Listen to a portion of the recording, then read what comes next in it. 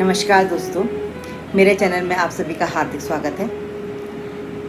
दोस्तों, आज हम बात करेंगे श्रावण पूर्णिमा की, सावन के महीने की पूर्णिमा की। और सावन के महीने की पूर्णिमा का जिक्र आते ही आप सब समझ ही गए होंगे कि उस दिन एक बहुत ही सुंदर पर्व आता है जिसका नाम है रक्षाबंधन।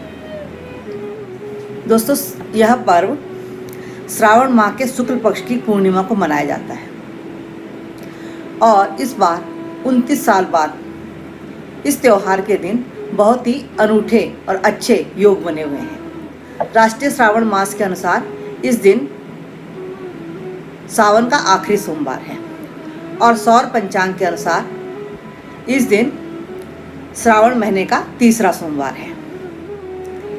इस दिन सर्वार्थ सिद्धि योग के साथ साथ आयुष्मान योग का निर्माण भी हो रहा है। दीर्घायु आयुष्मान योग, ये बहुत ही सुंदर योग है, जैसा कि नाम से ही विदित हो रहा है, दीर्घायु आयुष्मान योग। इसके साथ ही सम सप्तक योग और प्रीति योग का निर्माण भी इस दिन हो रहा है, जो कि सुख समृद्धि और दीर्घायु होने का वरदान देता है। इस बार 3 अगस्त 2020 को रक्षाबंधन मनाया जाएगा। श्रावणी पूर्णिमा के दिन सोमवार का शुभ दिन और चंद्रदेव का श्रवण नक्षत्र और मकर राशि में होना, यह भी अपने आप में एक अत्यंत शुभ योग है। भद्रा काल सुबह 9:30 तक समाप्त हो जाएगी, क्योंकि रक्षाबंधन के मुहूर्त में भद्रा सबसे पहले देखी जाती है। मुहूर्त में भद्रा नहीं होनी चाहिए। शास्त्रों के अनुसार रावण की बहन ने भद्रा में रावण को राखी बांधी थी और इस कारण ही रावण का विनाश हुआ था। इसलिए रक्षाबंधन के दिन भद्रा सबसे पहले देखी जाती है, जो कि उस दिन सुबह 9:30 पर ही समाप्त हो जाएगी। रक्षाबंधन का मुहूर्त दोस्तों सुबह 9:30 से और शाम के 4:35 तक रहेगा। बीच में 1:35 से और 4:35 के बीच तो और भी ज़्यादा शुभ मुहूर्त है। दोस्तों, रक्षाबंधन की सामान्य पूजन विधि तो यही है कि हम बहनें थाली में चंदन, रोली, मिष्ठान, धूप, दीप रखकर और वहाँ पर राखी रखकर अपने भाई की पहले उस दीपक से आरती उतारते हैं और साथ ही भाई को मिठाई खिलाते हैं और उसके कलाई पर रक्षा सूत्र बांधते हैं, राखी बांधती हैं। दोस्तों, रक्षाबंधन के समय राखी बांधते समय एक बात का विशेष ध्यान देना चाहिए कि भाई भी अपने सिर पर कोई रुमाल वगैरह रख ले और बहन भी अपने सिर पर पल्लू रखकर राखी बांधे। दोस्तों, हमारी परंपरा में हर चीज़ के पीछे एक मान्यता है, एक आधार है। रक्षाबंधन की बड़ी धार्मिक मान्यताएं भी हैं, पौराणिक मान्यताएं भी हैं। दोस्तों, शुरुआती दौर में ब्राह्मण अपने यजमानों के घर जाकर उन्हें धागा बांधकर आशीर्वाद देते थे, उनकी मंगल कामना की प्रार्थना करते थे और साथ ही उन्हें जनेऊ भी देते थे। यह पर्व रक्षा करने का पर्व कहा जाता है। हमारी परंपरा वेदों से शुरू होती है। पहले ब्राह्मण यजुर्वेद का पाठ इसी दिन से शुरू करते थे, इसलिए शिक्षा प्रारंभ करने के लिए भी यह दिन बड़ा ही शुभ और महत्वपूर्ण माना जाता है। श्रावण मास के दिन दान पुण्य करने का भी बड़ा महत्व है। अपनी बहनों को उपहार में हम जितना भी अपनी यथाशक्ति दे सकें तो बड़े शुभ माना जाता है। दोस्तों, रक्षाबंधन भाई बहन के रिश्ते का प्रसिद्ध पर्व है। रक्षा का मतलब होता है सुरक्षा और बंधन का मतलब होता है बाध्य। रक्षाबंधन के दिन बहनें भगवान से अपने भाइयों की तरक्की के लिए प्रार्थना करती हैं और भाई भी उनकी रक्षा का वचन देते हैं। राखी के त्यौहार के बारे में कई धार्मिक और पौराणिक प्रसंग भी हैं। भविष्य पुराण में वर्णन मिलता है कि देव और दानवों के बीच जब युद्ध शुरू हुआ था तो दानव देवताओं पर हावी होने लगे।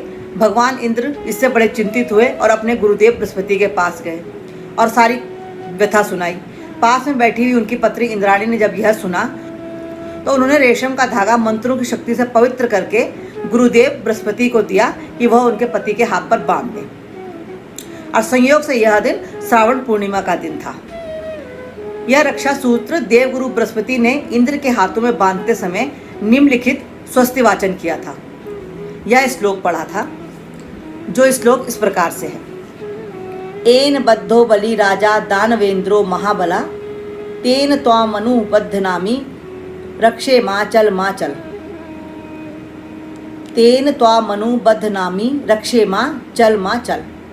यह मंत्र पढ़कर देवगुरु ने इंद्र के हाथ पर वह रेशमी धागा बांधा था, जिसका अर्थ यह है कि जिस रक्षा सूत्र से महान शक्तिशाली दानवेंद्र राजा बलि को बांधा गया था, उसी सूत्र से मैं तुम्हें बांधता हूँ। हे राखी, हे रक्षके, तुम अडिग रहना, अपने संकल्प से कभी विचलित मत होना। इस रक्षा सूत्र का संबंध राजा बलि से भी स्पष्ट रूप से दृष्टिगोचर हो रहा है। श्रीमद् भागवत में रक्षाबंधन का प्रसंग कुछ इस तरह मिलता है। कहा जाता है कि जब दानवेंद्र राजा बलि ने 100 यज्ञ पूर्ण करके स्वर्ग का राज्य छीनने का प्रयत्न किया, तो इंद्र आदि देवताओं ने विष्णु जी से प्रार्थना की। तब विष्णु जी वामन अवतार का रूप धारण करके राजा बलि से भिक्षा मांगने पहुंचे। गुरु के मना करने के बाद भी बलि ने 3 पग में भूमि दान कर दी। भगवान ने 3 पग में सारा पाताल धरती नापकर बलि को रसातल में भेज दिया। इस तरह भगवान विष्णु जी बलि राजा का अभिमान चूर चूर किया। कहते हैं कि रसातल में जाने के बाद राजा बलि ने अपनी भक्ति के बल से भगवान से यह वचन मांग लिया कि वह दिन रात मेरे सामने रहें। कहीं कहीं पर वर्णन मिलता है कि उन्होंने उन्हें द्वारपाल बनने का वचन मांगा। इस तरह भगवान विष्णु जी पाताल लोक में बलि के पास ही रहने लगे। जब भगवान जी घर नहीं लौटे तो लक्ष्मी जी बहुत परेशान हुई और उन्होंने नारद जी से इसका उपाय पूछा। नारद जी ने उन्हें उपाय बताया तो लक्ष्मी जी ने राजा बलि के पास जाकर उन्हें रक्षाबंधन बांधकर अपना भाई बनाया और अपने पति को द्वारपाल के पद से मुक्ति देने का वचन मांगा। और इस दिन इस तरह वो अपने पति को भगवान बलि के हाथों से छुड़ाकर ले आई। कहते हैं कि यह दिन श्रावण मास की पूर्णिमा तिथि का दिन था। तो दोस्तों, यह थी छोटी छोटी रक्षाबंधन से जुड़ी हुई कहानियाँ। आशा है आपको रक्षाबंधन पर मेरी यह जानकारी पसंद आई होगी। दोस्तों, रक्षाबंधन का यह पवित्र पर्व हम सबके लिए शुभ हो, कल्याणकारी हो। इसी के साथ आज यहीं पर विराम करते हैं। आपको अगर मेरी यह जानकारी अच्छी लगी तो आप इसे कमेंट्स कीजिए, लाइक शेयर भी कीजिए और मेरे चैनल को सब्सक्राइब जरूर कीजिए। मिलते हैं अगली जानकारी के साथ।